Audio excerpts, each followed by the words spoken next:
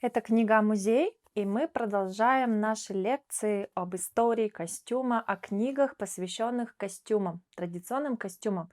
Сегодня я рассказываю об изданиях, которые посвящены костюмам финно-угорских народов и народов Поволжья. И в прошлый раз были удмурты. Я рассказывала вам, какие есть книги на тему удмуртского ткачества, удмуртского традиционного костюма.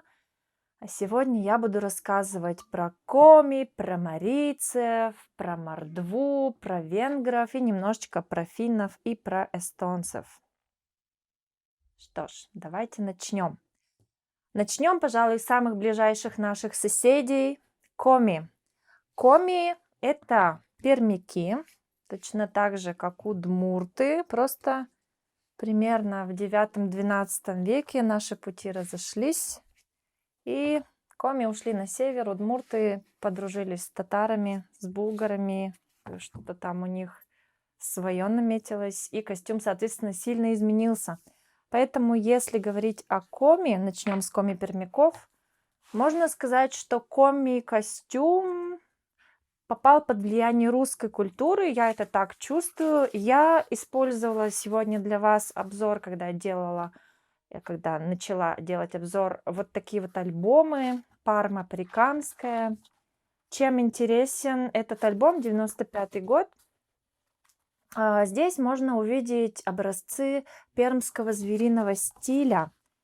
И искусство коми-пермяков имеет общие истоки с удмуртским искусством, искусство коми-пермяков. Мы все жители Пармы, Прикамья, и если взглянуть на вот эти вот образы, медведь или какие-то другие зооморфные украшения, птицы, это все очень близко нам и очень знакомо. Подобные работы можно найти в городищах удмуртов, но когда мы смотрим на коми-пермяцкий костюм, мы уже начинаем чувствовать разницу. Во-первых, у коми-пермяков есть сарафан, и в целом головные уборы, и в целом образ коми отличается. Он такой приближенный, на мой взгляд, к русской северной культуре. Кстати, посмотрите, какой замечательный сигудок. Это коми-вариант кубыза, удмуртской скрипки, и встречается он у многих финно-угорских народов вот в такой версии. И тут, кстати, играет женщина, у удмуртов играют мужчина. А вот это вот пеллянес, особенная дудочка, или как это называется? Свиристель? Нет, я забыла. Простите меня, пожалуйста, я иногда буду говорить что-то не то, имею право, я же не эксперт, я просто вам рассказываю о своих книгах. Посмотрите, вот эта типичная коми-пермяцкая девушка, она такая нежная, девушка из лесов, с туесочком, собирает какие-то ягоды из леса. И я еще заметила, что в коми-костюме очень большое место занимает набойка, точно так же, как и в русском костюме. И все вот эти вот сарафаны в узорах коми, они немножко, как бы, знаете, такая россыпь ягодок или каких-то маленьких-маленьких бусинок. И все эти типичные узоры очень сильно сразу нас настраивают на эту волну коми-пермяков, коми-пермяцкого костюма. Если говорить о современных дизайнерах, то, наверное, самый известный дизайнер и популяризатор коми-пермяцкого костюма – это Вера Механошина. И вот подобные костюмы, вот видите, какие красивые здесь шамшуры, головные уборы по типу кокошников. Все вот эти элементы она тоже использует в своих коллекциях. И вообще я хочу восхититься деятелями коми-пермяцкой культуры, которые сейчас работают над созданием арт-пространства ArtCAD или над какими-то проектами, продвигающими современную коми-пермяцкую культуру. Девочки большие молодцы. Если будете в Кудымкаре, заезжайте в гости к Вере, к Марине Белавиной. Я думаю, что вам будет интересно. Ну вот видите, здесь уже и вышивка, и это, в принципе, цветовая гамма другая. Много синего цвета, такой краситель, который часто использовался, когда начинали окрашивать ткани. И как раз набойка набивалась уже поверх окрашенной ткани.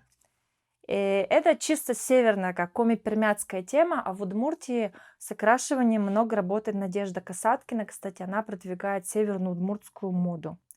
Ну что ж, коми-пермяки — это качество, это вышивка. И еще я хочу вам показать вот такие крутые кокошники, головные уборы. Шамшура, кокошник. Это такие плотно прилегающие шапочки. Они на затылке расшиты золотыми и серебряными нитями. И также используется много жемчуг. И вообще жемчуг — это северная тема. Коми-пермяцкий национальный костюм. Альбом, конечно, не самый яркий, не самый эффектный, если сравнивать какие-то другие альбомы, посвященные традиционному костюму. Но я думаю, что все идет к какому-то новому. 2006 год. Коми-пермяцкое книжное издательство. Возможно, есть уже новые книги на тему коми-пермяцкого костюма, искусства. Просто у меня, к сожалению, их нет. Зато есть вот какие-то небольшие сборники, статьи, материалы первой межрегиональной научно-практической конференции «Традиционный народный костюм и текстиль народов Республики Коми. Праздничные обрядовые функции». Ну, вы знаете, что Коми-республика и Коми-пермяцкий округ — это разные административные территории. Коми-пермяки относятся к Пермскому краю, но все равно костюм имеет много схожего, много общего. Вот сейчас я вам покажу вот такой вот альбом, изданный в Сыктывкаре. Коми-искусство, народное искусство Коми. Издан альбом еще в 1992 году и 30 тысяч экземпляров. Альбом, конечно, хорош тем, что здесь есть тексты на 3 языках, то есть это тексты с переводом на английский язык. Но вот посмотрите, подобные головные уборы и сарафаны, типичные, да, для севера, также есть и у Коми. И чуть подробнее я вам покажу уже костюмы, чем отличаются в альбоме, который издан недавно. Что еще характерно для северных коми, для коми-зырян и также для коми, которые живут на Северном Урале. Для коми, которые работают активно, занимаются оленеводством. Это использование меха. И вот очень милая работа про медвежонка финно-угорского. Наш знаменитый Ош. У коми это Ош, у нас Гондыр. И, кстати, в удмуртском Ош — это бык. Конечно, в современной повестке мех уже, казалось бы, не самый популярный материал. Но если брать именно костюм традиционный, то вот эта идентичность коми и мех, она настолько взаимосвязана. И вообще все северные народы, сибирские народы, ненцы, энцы, другие финно-угорские народы, ханты и манси конкретно, финно-угры, а не уральские народы, то там без меха и без вот этого фигурного вырезания вообще никак. И это очень-очень характерно. В общем, если говорить о коми-костюме, то надо запомнить набойку. Очень красивая набойка. И, во-первых, она делается вручную, и это не так уж и сложно. Просто нужно иметь штампы. Это, кстати, набойка начала 20 века. Вот. А сарафан в целом это северный такой элемент костюма, потому что он длинный и, очевидно, он очень хорошо сохраняет тепло, ничего не подмерзает, ноги, бедра, все в тепле. Очень красивый кафтан, в удмуртской версии мы его назовем дукес. Здесь вы видите аппликативный такой декор, вдоль кармашков, на рукавах и там, где застегивается. И это все, конечно, оберег, потому что такие элементы всегда на защитных каких-то частях. Там, где что-то заканчивается, да, рукава или подол.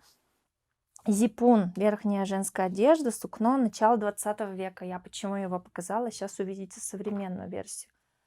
И коми-костюм это в целом как бы такой вариант рубаха, достаточно женственная, и сарафан, плюс фартук. Если в более южных районах это домотканина, то север, Ижемцы и Язвинцы это уже, кстати, насчет Язвинца, возможно, ошибаюсь, сейчас покажу в другом альбоме. Это богатая парча, и это все связано с активным общением с купцами северных морей. Потому что до нас, до удмуртов, эта богатая парча не доехала, не доплыла. А парча вообще-то изначально приплывает из далеких краев, с юга. И до сих пор парча изготавливается в южных странах. И я думаю, что у нас в России парчу как таковую не изготавливают. Скорее всего, оптом это все закупалось всегда и сейчас в каких-нибудь Пакистанах. Я ездила в Коми несколько лет назад, и в Коми ремесленной палате мне подарили вот такой вот замечательный альбом «Северный стиль».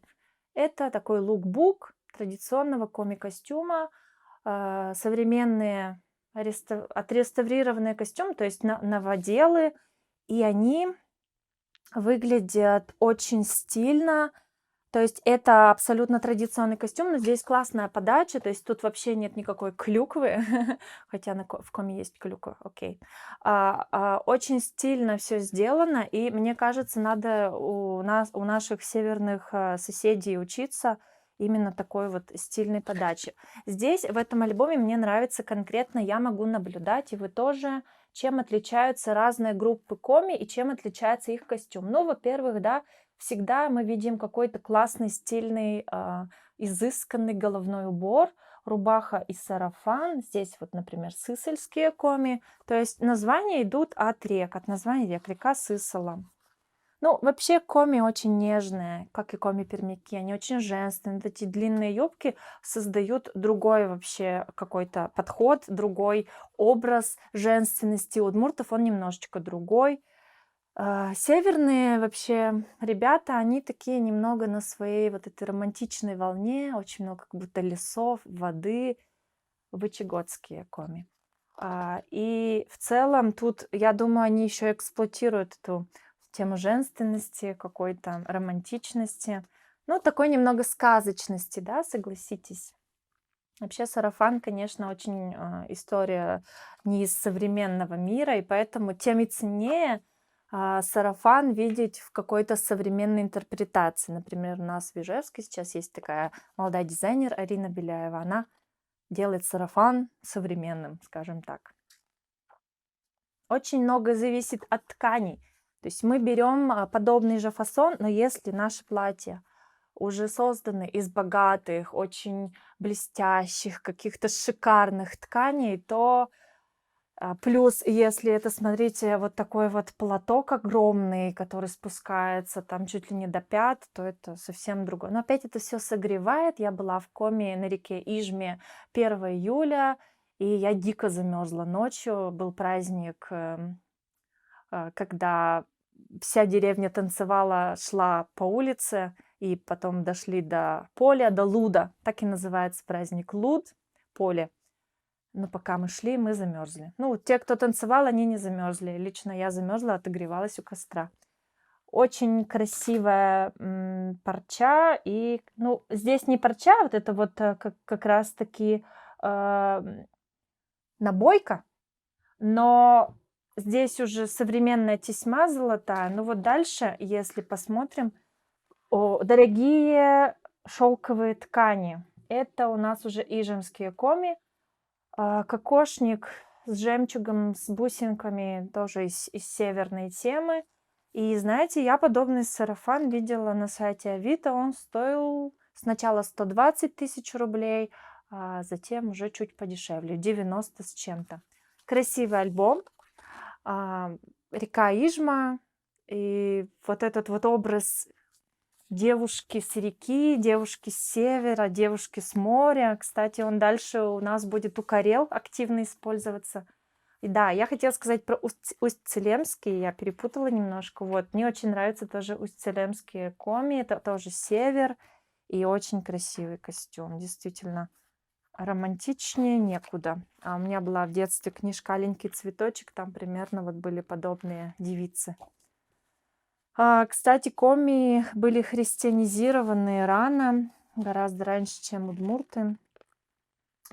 И вот до Дукесы дошли, посмотрите.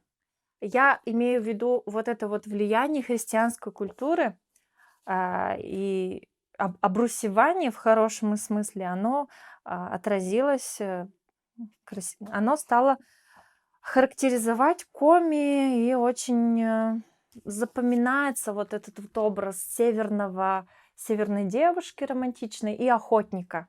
В общем, если мужчина коми в костюме, то это такой охотник, красавец, богатырь, который идет в леса, чего-то там ловит и ходит в мехах. Про ткани немножко еще поговорим. Как окрашивались ткани? Есть такой красивый у меня альбом Лиды Костыревой «Забытое ремесло». У нас в Ижевске натуральным окрашиванием занимается Анна Сергеева. Она также знает этот альбом, тоже смотрела, видела, училась в какой-то мере у своей коми-коллеги. И здесь отличные примеры того, чем и как окрашивались ткани. Собственно, например, черной смородиной, черникой, классный вариант, джинсы, да, от коми, черничный цвет, синий. Много натуральных оттенков, таких спокойных. Все яркие красители это уже что-то либо поздние анилиновые красители, все, что покупалось там в Удмуртии, это все бралось на базарах.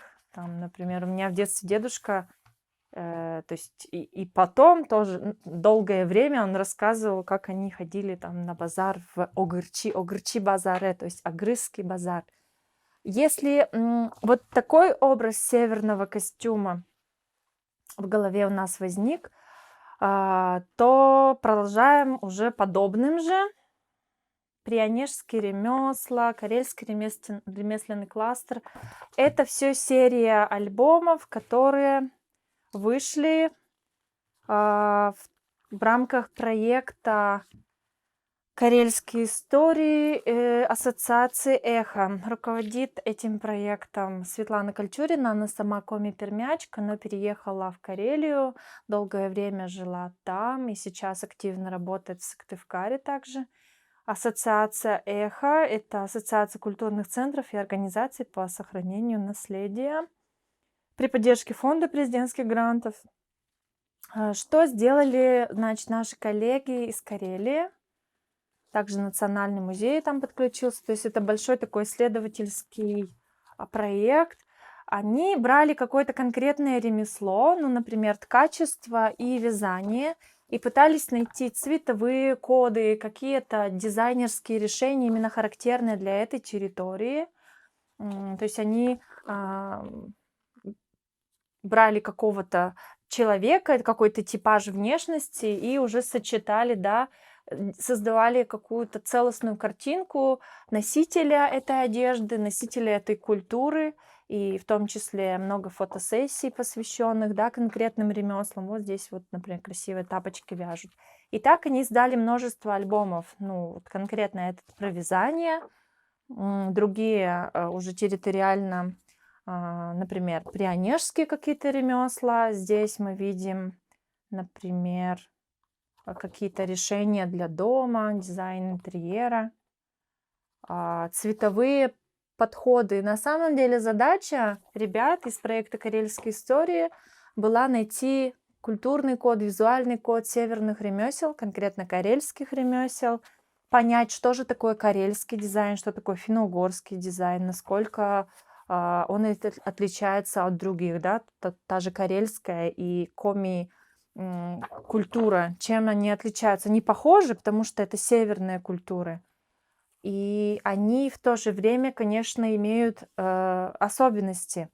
Но вот здесь В этом альбоме показана вся совокупность различных ремесел. Здесь и уже современный дизайн, какие-то игрушки, лоскутные игрушки.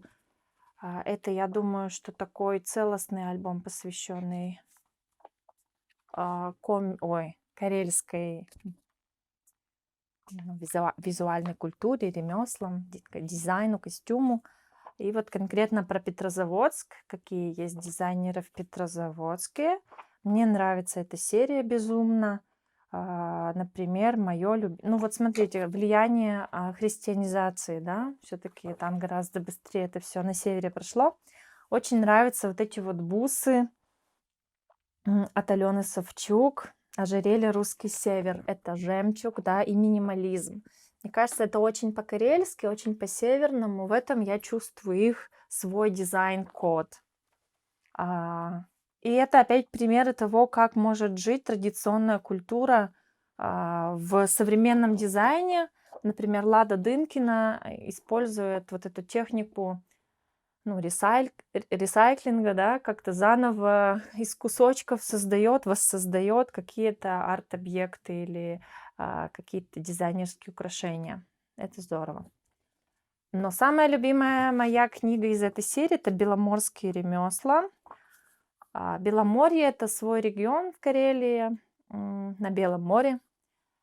И что-то здесь уже карельское, но морское. Во-первых, это очень по-северному. Вообще Беломорье славится еще своими древними наскальными изображениями.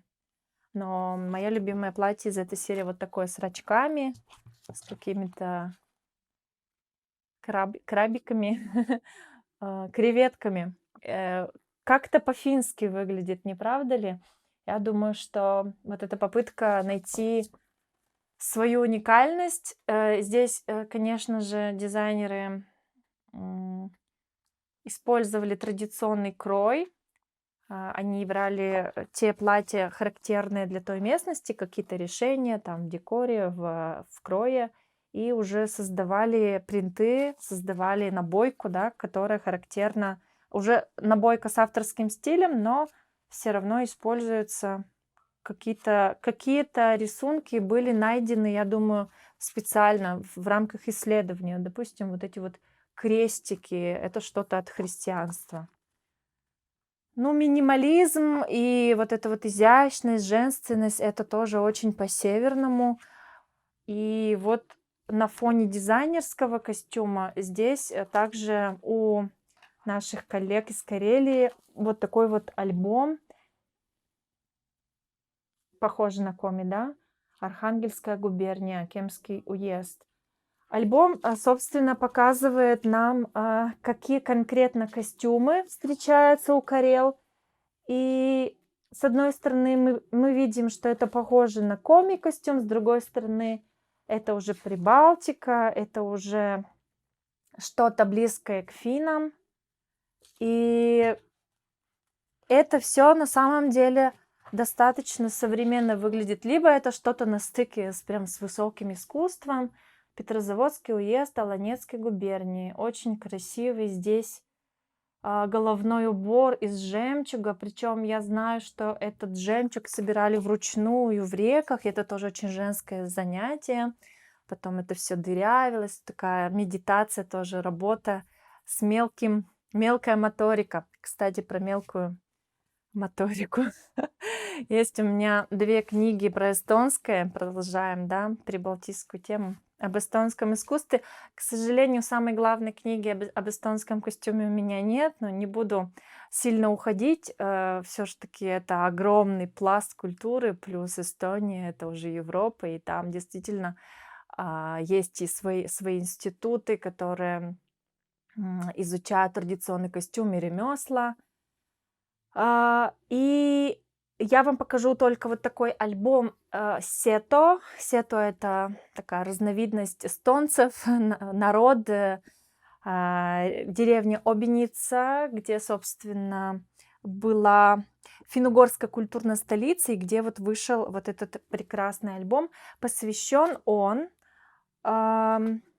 искусству вязания крючком. И собраны здесь работы местных мастериц, и есть схемы, и показано конкретно, как выглядело вот это кружево, как его использовали в костюме. Такая достаточно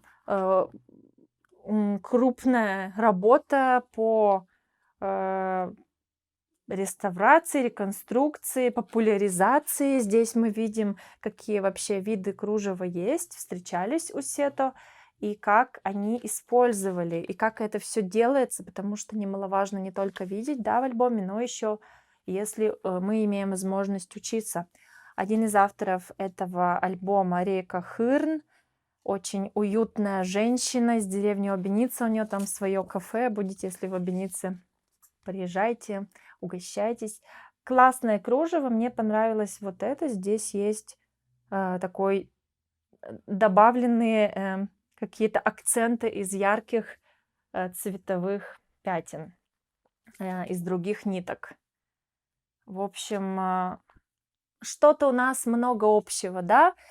Это же кружево, оно используется. Ну вот у меня здесь костюм марийцев уральских, и мы понимаем, что кружево есть у всех, почти у всех.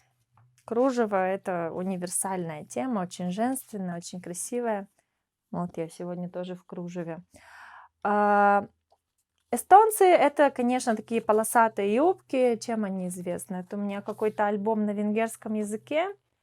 Буквально вот, наверное, про эстонский костюм-то много вам не расскажу, но что еще я характерного такого подметила у Сето — это пряжка сыльк на груди, огромная, такая, похожа на тарелочку, и она, если увидите женщин, даже девочку с такой пряжкой, вот как здесь в альбоме, в таком в черной длинной безрукавке из шерсти с белыми рукавами, это, конечно, Сето.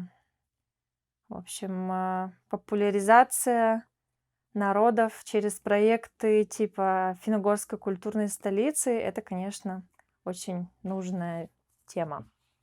Вообще, эстонцы, они южнее, и они, конечно, уже попали под влияние немцев и славян, но если говорить о финнах, то у них, наверное, более характерные какие-то сформировались бренды, такие как Marimekko, и это, ну, у эстонцев, разумеется, тоже есть, но Marimekko и вообще скандинавский дизайн — это вообще отдельный такой тренд, отдельный подход к созданию вообще всего текстиля, даже образа жизни, обустраивания дома, жилища, костюма.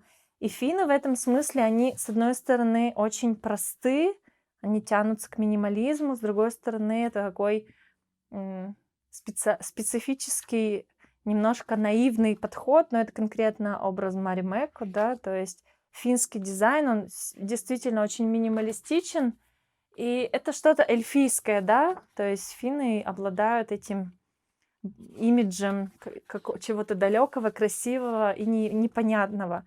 В этом альбоме от Marimekko, от бренда Marimekko, мне понравилось, как пересекается природа и костюм. То есть мне понравилась концепция костюма как части ландшафта и человека внутри этого ландшафта. То есть ты, человек, вписан в окружающий мир, и неважно, город это или это природа, ты часть этого мира, и твой костюм — это продолжение природы, продолжение того, внутри чего ты находишься. И это в этом смысле это очень здорово. И мы начинаем думать о том, каков наш костюм внутри нашего мира.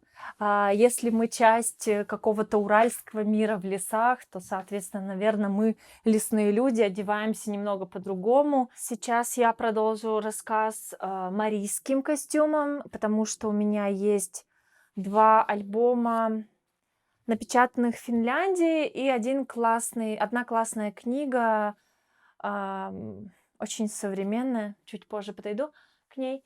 Смотрите, вот это вот костюм восточных марийцев, уральских марийцев, то есть марийцы, которые живут близко к нам и которые в своем костюме нам показывают связь вообще наших народов здесь, в Придурале. Чем-то наши костюмы очень похожи. И чуваши, и татары, и марийцы, и кряшины, и удмурты. То есть это и фартуки яркие, это и тканое платье абсолютно идентичного кроя на самом деле. Есть какие-то свои особенности. Ну, маниста, например, встречается у многих. Значит, у меня 2 альбома. Оба авторства финской исследовательницы Ильдико Лехтинен.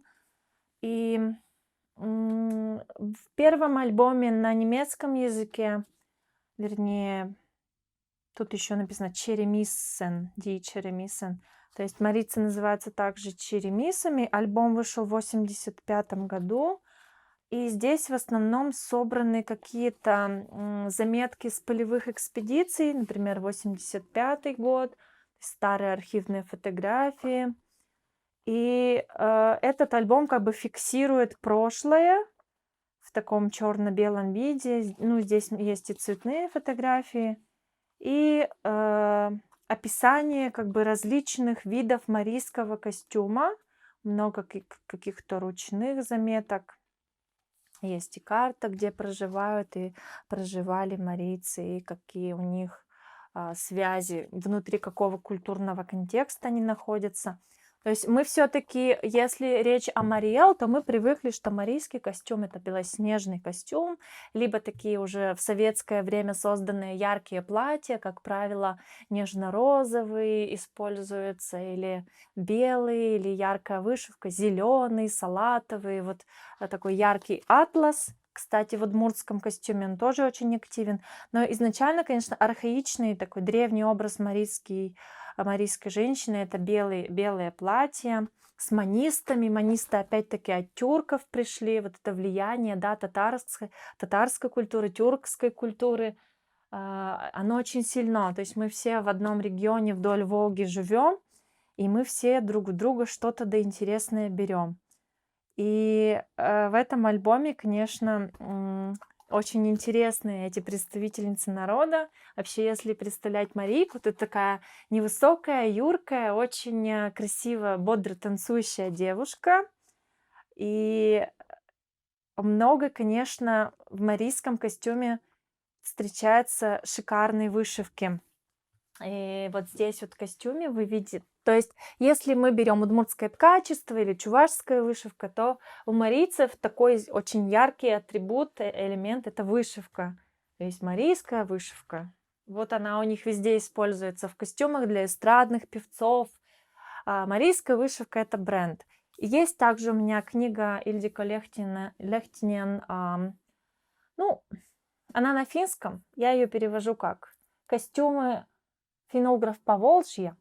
Здесь как раз женщина в костюме восточных марийцев, и на голове у нее какой-то фантастический головной убор, очень длинный, то есть он закрывает спину, и такой острый козыречек треугольный торчит у нее, идет вперед, как козырек. Видите, красиво. Похоже на наше головное полотенце чалма замужних удмурток.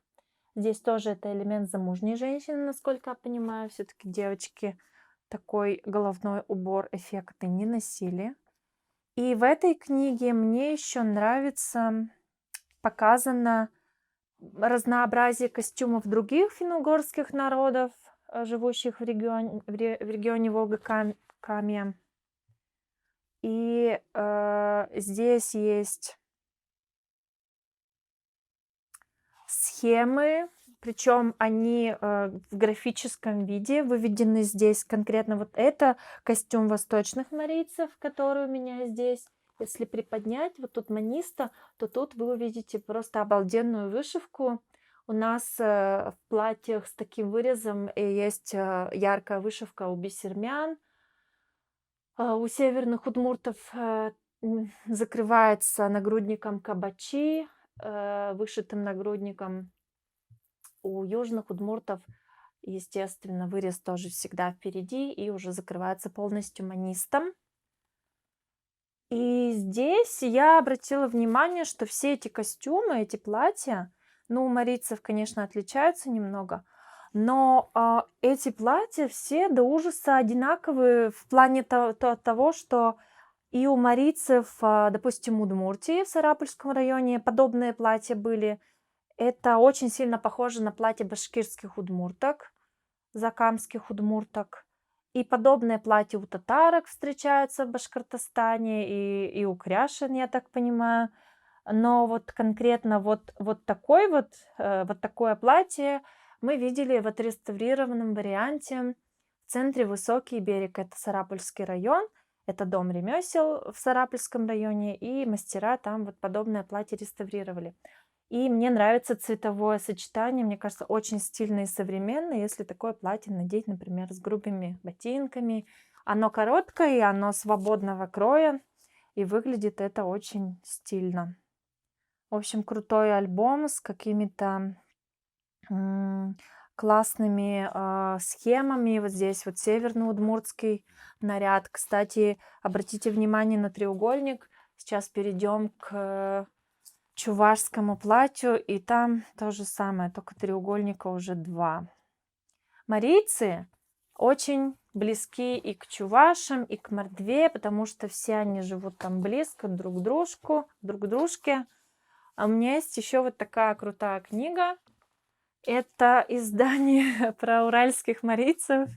Название немножко пугает, но на самом деле оно такое с юмором, и в то же время это такой вызов. Смерти нет.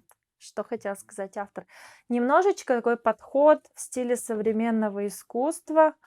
Во-первых, это крутая полиграфия. Москва, 2019 год. Это альбом конкретно с фотографиями и с каким-то описанием современного марийского быта. Я думаю, что это так, издание, ну, во-первых, при поддержке чего-то финского и фонд поддержки социальных исследований «Хамовники». То есть есть некий фонд «Хамовники», да, который поддержал исследования уральских марийцев. Мне кажется, все это появляется на волне такой новой романтизации локальных культур в современной России. И людям, особенно в больших городах, все больше и больше интересно изучать и знакомиться с традиционными культурами народов Российской Федерации. То есть вдруг мы все поняли, что у нас есть не только русская одна большая культура, что у нас есть, оказывается, супер уникальные, интересные традиции других народов, и они не такие уж и закрытые, если, в принципе, быть к ним, если приходить к ним с интересом.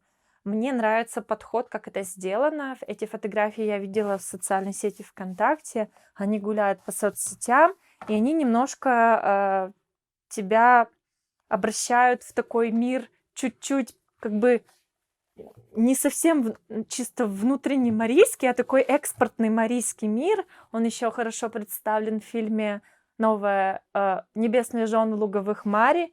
И там тоже такой немножечко экзотичный марийский мир для русского зрителя, ну или для зрителя любого другого, который не знаком с марийской культурой и который знакомится с марийской культурой как бы вот извне. Потому что если ты как бы часть этой культуры, если, например, ты обрусевший мариец, то ты уже понимаешь, что, ну нет, тут что-то как-то немножечко они слишком эксплуатируют эту тему экзотики и современного язычества. Вообще, я думаю, марийцы, да, как последние язычники, настоящие язычники финно-угорские на территории России, они вызывают большой интерес. Плюс они гораздо ближе к Москве. Почему называется «Смерти нет»? Я думаю, потому что эта тема с язычеством, она нас обращает немножко к традициям и к миру человека, миру потустороннему. В том же фильме «Небесные жены луговых мари» показан этот немножко в таком трагикомическом ключе переход и вообще отношения с загробным миром. И в этом альбоме тоже есть много внимания уделено кладбищам и какой-то вот культуре потусторонней. И как раз эта культура о том, что смерти нет, что есть просто мир другой, мир не людей, а мир там параллельный, где тоже они все живут Мне нравится эта концепция, что все эти платья, на самом деле, они вроде бы умирают вместе с хозяевами, но с другой стороны они живут, продолжают свою жизнь, и в этом смысле смерти нет, и костюм тоже жив. Будем думать о хорошем. Еще один альбом, с которым познакомлю вас, «Мордовский народный костюм». Очень толстое издание. Видимо, в какой-то момент поволжские народы стали конкурировать друг с другом, у кого же выйдет более крутой альбом, посвященный костюму. Книги про марийский костюм также есть. Я думаю, в Йошкар-Оле немало подобных альбомов. У меня просто такого костюма нет. Я вам быстренько покажу, пройдусь по этому альбому. Я не самая большая фанатка этого альбома. Мне кажется, здесь, так как это 2000-е годы, 2007 год, то здесь еще такой перелом от старой полиграфии, от такого стиля 80-х, стиля позднего советского, когда была какая-то вот этот вот уровень подачи, и вообще все книги советские, мне кажется, очень красиво сделаны. Но в 2000-е мы чувствуем, с одной стороны, нехватку денег, и примерно с 90-х и в 2000-е много книг было издано не на достаточно хорошем уровне, мне кажется. Эта книга хороша своим объемом и своим, ну, в целом, как бы тем подходом, той информации, которая нам дается, но, наверное, у меня немножечко разбегаются глаза, и мне не совсем все фотографии здесь нравятся. Я даже вот хочу что-то вам показать, но как-то вроде бы и не хочу. Книга большая, и, наверное, от этого не хочется каждую страничку открывать, как, например, альбом современной коми одежды, да, традиционных костюмов коми. Ну, что я могу сказать? В костюме мордвы Эльзи Мокши чувствуется крутая роль женщины. Женщина эффектная, у нее очень мощные элементы, чего только стоит украшение. Ну, давайте покажу вот такое. Такие женщины, которые действительно рулят у себя на селе. Ну, то есть у них мощные статные фигуры, много элементов. Все это очень тяжелое, все это на себе нужно носить. И не только на груди, но и, например, на спине, на бедрах. Вот такое есть набедренное украшение каркс-пуло. Я, когда видела ансамбли из Мордовии, да, в первую очередь запоминаешь вот эти вот их эффектные украшения на бедрах, как они ходят, звенят, у них еще палки, которыми создают шум, звон. И, конечно, это все откликается с мордовской культурой, с их традициями пения, например, многоголосие, очень звонко, громко пели, чтобы было слышно на другом берегу. В этой книге много еще каких-то современных интерпретаций костюма. Кстати, в удмуртских альбомах такого мало. Здесь вот именно уже советский период. Это, кстати, отдельно интересная тема исследовать такой кич, фэшн, современный фэшн в национальном костюме, потому что иногда встречаются такие экземпляры, что ты просто, у тебя глаза лезут на лоб. Ну, в любом случае, интересно смотреть на костюм и видеть параллели, находить что-то общее для нас, находить разности. Мордовский народный костюм, альбом 2007 года, Саранск, Мордовское книжное издательство. Приедете в Саранск, либо поищите в интернете. Я думаю, что эти альбомы еще есть в продаже. Ну что, теперь переходим к чувашскому костюму. Почему же чувашский костюм я приписала к финно-уграм? Почти что. Ну, я приписала к поволжским народам, а на самом деле для меня чуваши немножко финно-угры. Я вообще думаю, может быть, это какие-то отюркизированные финно-угры, кто знает. А может быть и нет, потому что есть еще сувара-булгарская теория, что чуваши это булгары, что это Очень древняя культура. У меня здесь даже есть такая книга про супер древнее происхождение Чувашии. Я вообще заметила, что у тюрков очень много таких теорий. Чем больше пафоса, тем как-то, видимо, ценность свою народ больше чувствует. Потому что вот в этой даже книге здесь есть и какие-то даже, мне кажется, псевдоисторические ответвления, много рассуждений на тему вообще места, да, Чуваш в мире. Это как у венгров, кстати. Ну вот смотрите, допустим, в этой книге есть какая-то параллель между женским головным убором хушпу, у удмуртов, у бесермян кашпу, это женская шапочка из монет, и вот такой вот тибетской постройкой с глазами, да, предшествующей человечеству расой. Я давненько увлекалась эзотерикой, сейчас люблю почитать, но мне просто показалось забавно, что эти вещи сравниваются. И это немножко странно. Ну, окей, может быть, вообще любой конус — это выход в космос. И в этом смысле любые теории имеют место быть. Чуваши — это про вышивку, чувашская культура, тюркская культура. И здесь, наверное, это чувствуется и в украшениях. Ну, тут старый пласт украшений, я так понимаю, что это суварские изделия, сувара-булгары и символы солнца. Это, кстати, отличает их от удмуртов, потому что вот пермские украшения с животными — это одна история, сувара-булгарская — это что-то другое. Но вообще, чем мне нравится чувашская одежда, в ней так много древних элементов именно в вышивке, и это все очень сильно вдохновляет.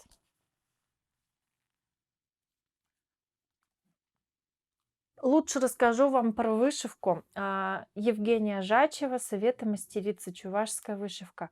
Знаете, в Чебоксарах есть музей чувашской вышивки. Я сама еще не смогла там побывать, но я очень хочу, потому что чувашская вышивка, она такая, ну, инфографичная, да, как это называют дизайнер, такие маленькие иконки, и это действительно можно все использовать в современном дизайне. По сути, любое полотенце — это такое зашифрованное, да, сообщение, некий посыл, нам что-то рассказывают, но мы уже не можем это читать. И в данной книге тоже мне нравится, что узоры расшифрованы, то есть даются названия и даются конкретные схемы вышивки, как можно это все делать, как можно научиться вышивать. В этом смысле как бы вышивка чувашская очень доступна, и она хороша, потому что она современно смотрится. Просто тут вопрос в том, как это все вписывать в современный костюм. Если мы это делаем так же, как в 80-е, то есть как-то не работаем с новыми подходами, с принтами в том числе, да, если это все так мелко-мелко-мелко и на габардине вышито, то это все напоминает нам сценический костюм, и это все уже не актуально.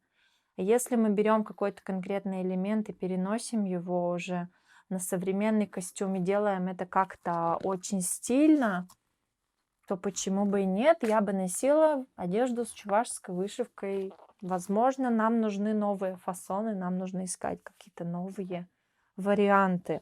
Я вдохновляюсь чувашским альбомом. Для меня это, пожалуй, лучший альбом из всех, которые я показывала вам и рассказывала.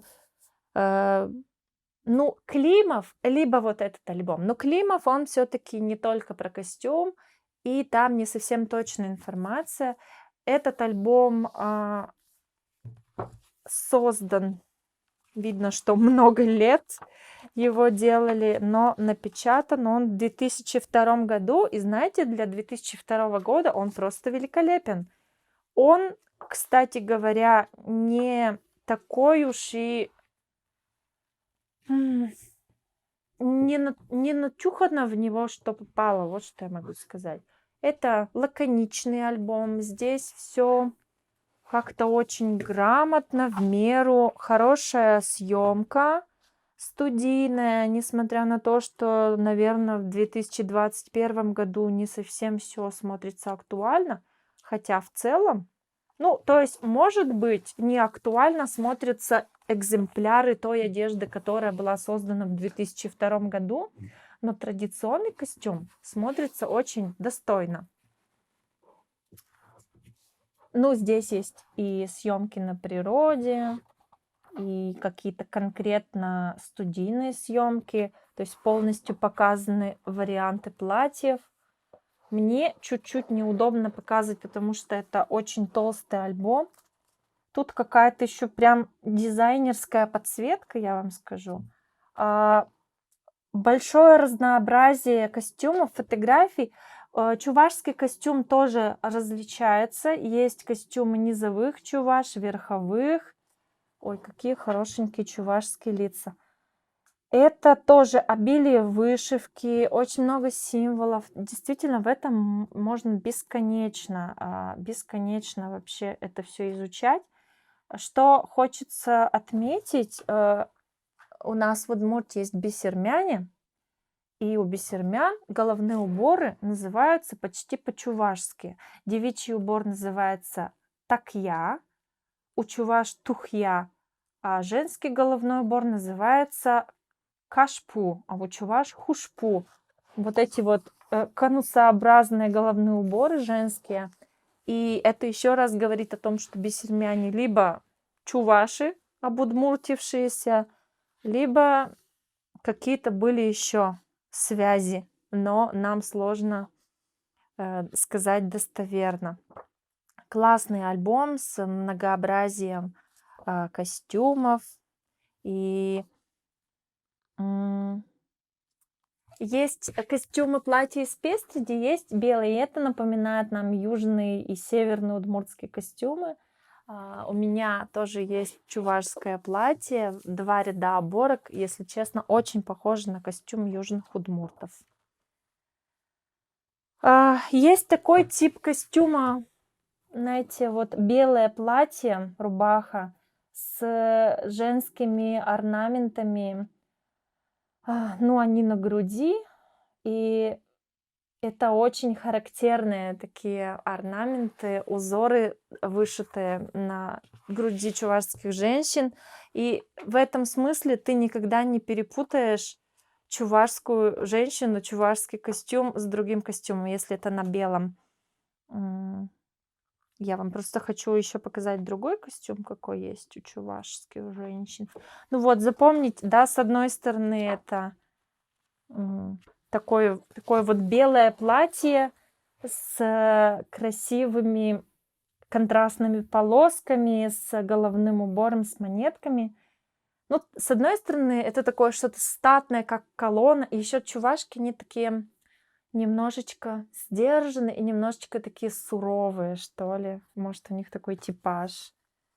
Просто хочется запомнить этот типаж. Я с детства знакома с чувашской культурой. А с другой стороны, я вот для себя открыла абсолютно другой образ чувашской девушки. Здесь это уже платье из пестреди, и мне кажется, что это выглядит, ну, так романтично. То есть здесь уже больше оборок, это уже более поздний костюм. Посмотрите, как много здесь вышивки такого цветочного плана, что-то уже не геометричное. И современная ткань фабричная. Ну, соответственно, если фабричная ткань, то это уже вышивка, если это пестрый, то это тканые узоры. Ну, если это цветное, ну, по крайней мере, в удмуртском видим на других чувашских платьях, на белом всегда вышивают. И здесь образ девушки, он такой немножко даже в какой-то степени близкий к удмуртам. Ну, везде это стандартно. У нас история это платье и фартук. Если на севере это платье-сарафан и фартук иногда, то здесь. Кстати, интересно, что у чувашских женщин нет фартука. Видимо, у них какой-то многослойный костюм. Хотя вот здесь есть фартук. И тут тоже есть фартук. Симбирская губерния. Низовые чуваши, я так понимаю. То есть многообразие костюма очень хорошо показано. Нагрудный узор кеске. Кеске. Кеске. Кеске. Вот он, знаменитый узор на груди чувашских женщин. В общем, крутой альбом. Можно на самом деле о нем говорить бесконечно. И вдохновляться можно бесконечно чувашским костюмом. Я фанат чувашского костюма. Очень красиво. Геннадий Иванов-Арков, мое почтение. И вся команда, которая делает этот альбом. Есть еще такой небольшой альбом Ирины Наумовой. Это художница. Работает с текстилем. Декоративно-прикладное искусство. Она создает ткани, батик, гобелен.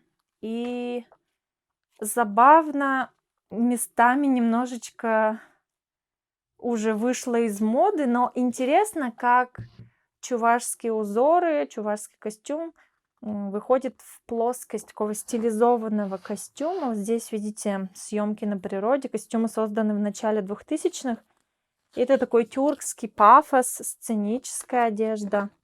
И интересно, как узор, который как будто бы предназначен для вышивки, здесь переходит в плоскость графики.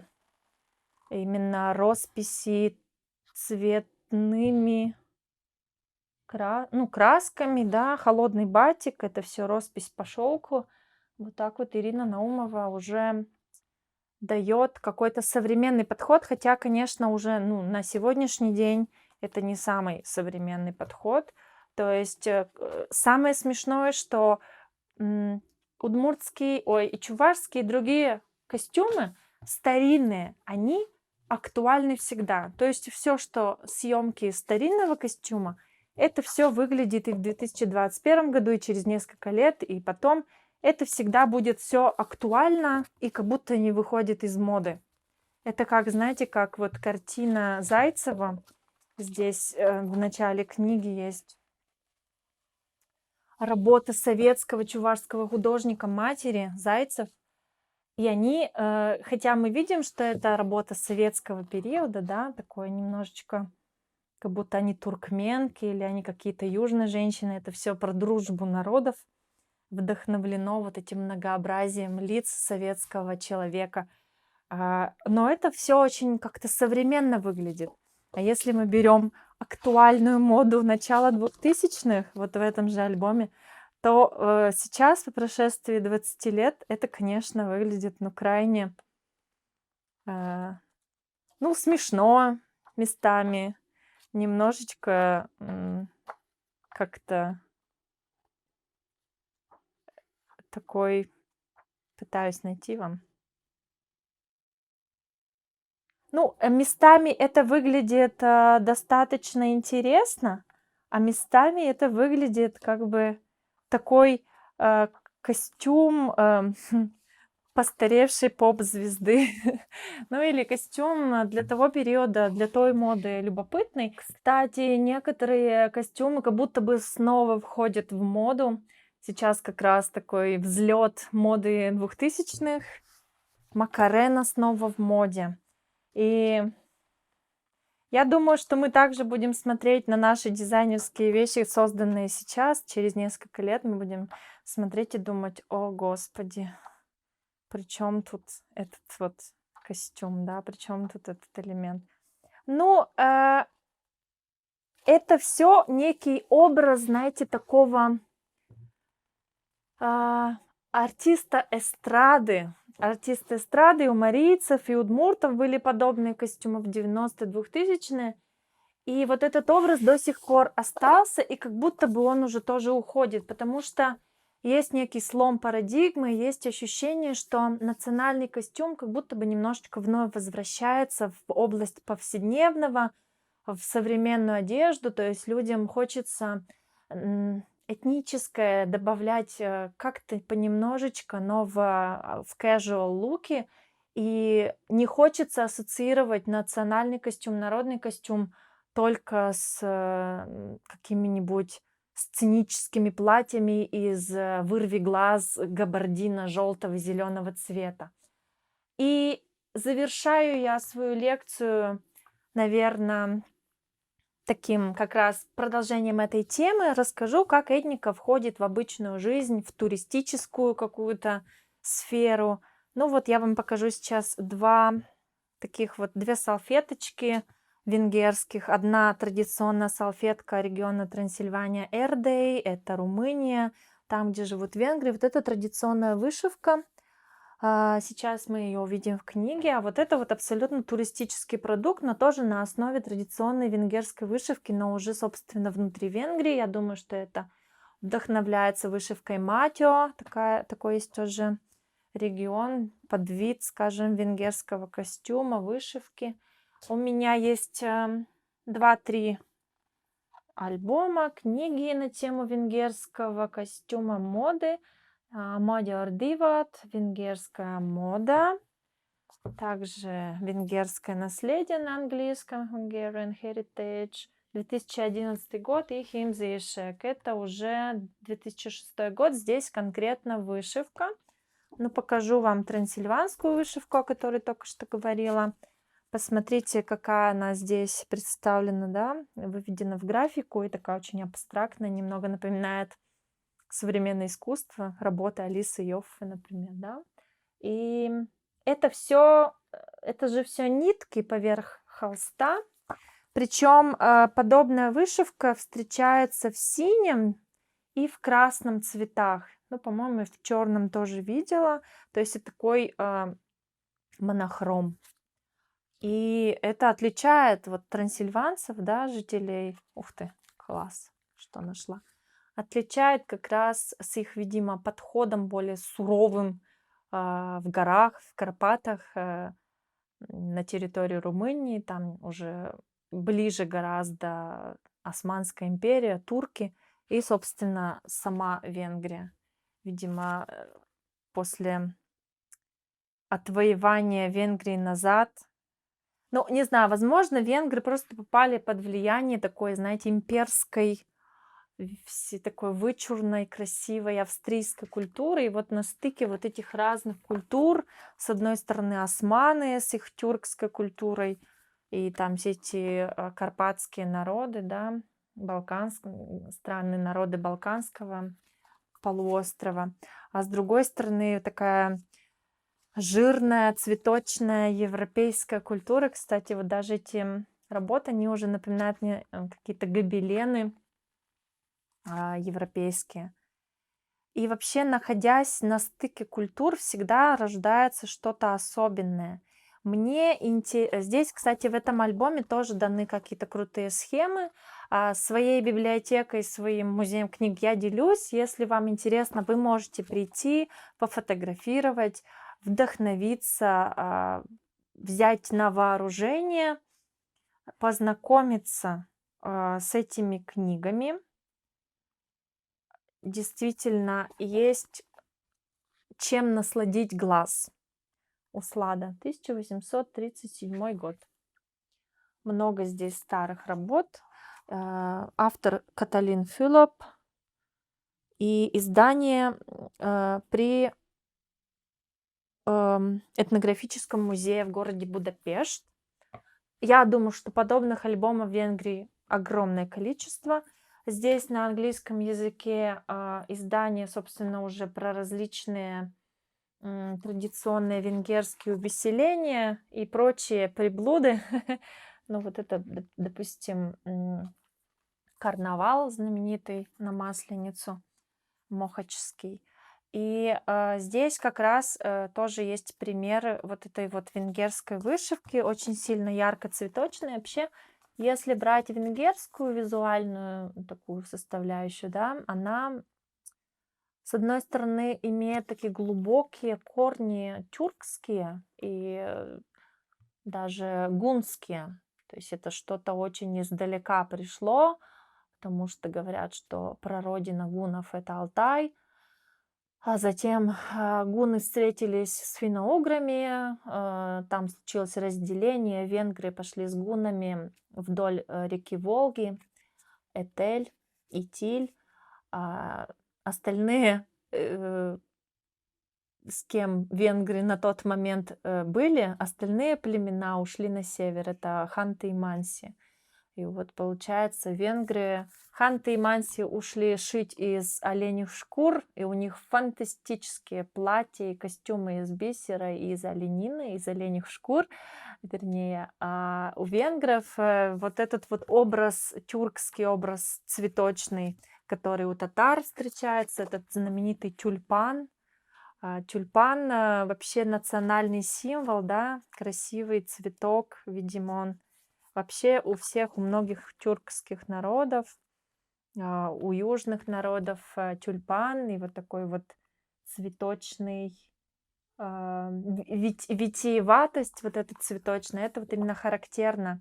В этом смысле венгры, они, конечно, не совсем финно-угры. И потом, уже придя в Венгрию, на саму территорию, в Карпатский бассейн, да, уже на территории Европы в IX веке, они постепенно начинают контактировать и с славянами, и с западноевропейскими государствами, народами. И формируется какая-то своя венгерская визуальная концепция. Яркая очень. Я не знаю, с чем это связано, наверное, потому что, с одной стороны, кочевой народ, а с другой стороны, такой находящийся в центре Европы на достаточно благоприятных землепашеских, благоприятных территориях, то есть очень хороший урожай, много кукурузы и всего прочего, и все вот это отразилось в костюме. Не знаю, если брать эти ландшафты, у венгров там веселые тюльпаны и кукурузы, у финнов там суровые климатические условия. Я не знаю, скорее всего, это так делится. Но у венгров еще любопытно, вот как этот случился переход. Ну вот, красота, не красота ли? Мужчины, у венгров, кстати, мужчины очень красиво одеты, я не знаю, там действительно мощный культ мужчины такого гусара и пастуха, то есть если это пастушеские костюмы, то это меховые накидки, шубы, абсолютно полностью расшитые цветами. Внутри, значит, мех, овчина, а снаружи там цветы. Все в тюльпанах, все в тюльпанах. Ну, венгры же воины, да, то есть очень большой пласт культуры связан с войнами, с отвоеванием, плюс Османская империя, несколько веков гнета, скажем так, и влияние чужой культуры, и вся эта мода меняется.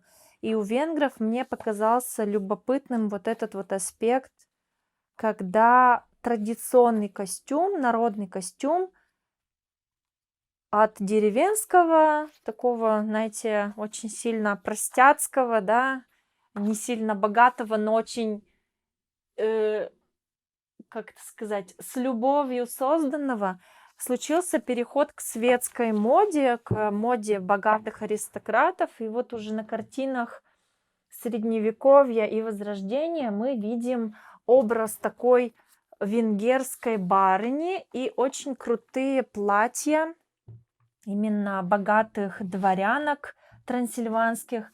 Здесь как раз характерна вот эта вот вышивка. Можно обратить внимание, что вся юбка вышита вот этими традиционными узорами, характерными для той территории. То есть, с одной стороны, рядом там суровые, во-первых, горные края, вся юбка вышитая, то есть по цветам все сдержано, но чувствуется влияние, с одной стороны, турецкое, с другой стороны, европейское. Ну вот, как на контрасте показала трансильванская, теперь покажу венгерский костюм Марии Терезии. Посмотрите, европейская мода уже очень сильно изменила традиционный костюм. 18 vek. Mária Terézia a magyar viselet udvari díszruhává az ünnepi alkalmak reprezentatív öltözékévé tette.